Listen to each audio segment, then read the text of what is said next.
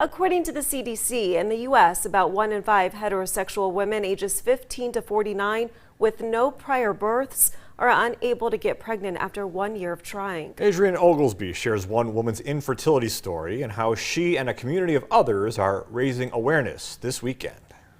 Infertility is generally defined as not being able to get pregnant after 1 year of unprotected sex. Bismarck resident Chelsea Feist, who has suffered with infertility herself, says a third of infertility issues are men, and a third are women, and a third are for unknown reasons. Because of these unknown variables, she decided to share her story with KX News. My husband and I got married 6 years ago. Within the first year, we hadn't had a child yet, so I had a bunch of blood work done for 3 months in a row, and it all pointed to premature ovarian failure, which is early menopause, which is loss of normal function of the ovaries before age of 40.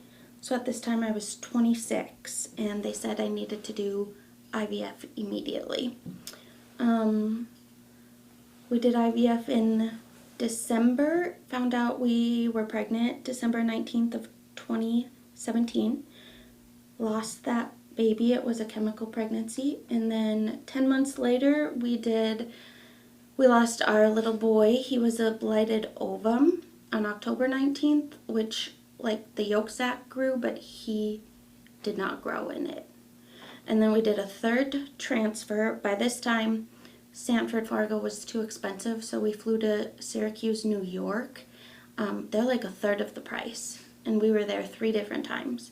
So our first time we went, and it didn't work, and then our second time, we got pregnant with a little girl. Her name is Willow Marie. She didn't have any kidneys, so she was a stillborn on December 19th of 2021.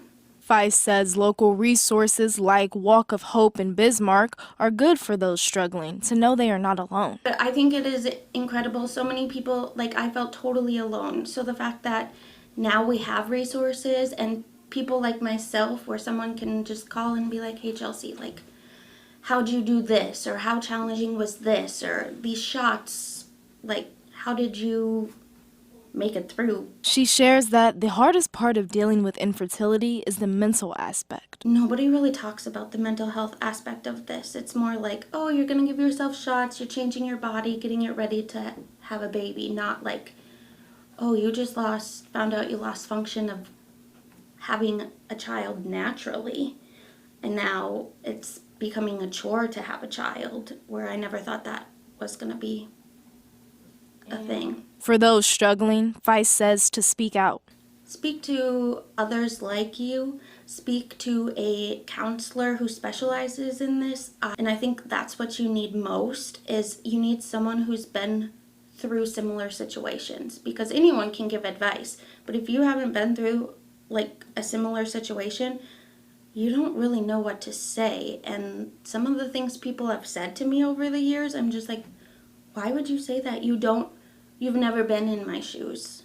Like, you can't relate on my level. But why a walk, we asked. And it's to help raise awareness about even like the insurance aspect. Get insurance companies to help pay for this disease, because it's the only disease not covered by insurance. And it is a disease. It's not my fault that my ovaries decided to quit working.